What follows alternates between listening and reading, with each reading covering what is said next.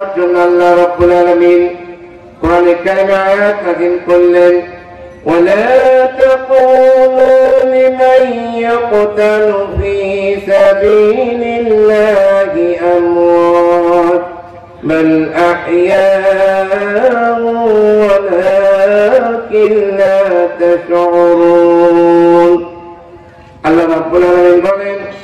আল্লাহর পথে যারা জীবন দেয় তাদেরকে মৃত বলো না, বরং তারা জীবিত, তোমরা তা বুঝতে পারো না। আল্লাহ রাব্বুল আলামিন আরেকটি আয়াত নাযিল করে দিলেন ولا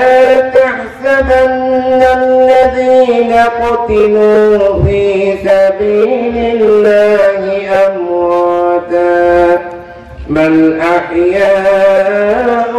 عند ربهم يرزقون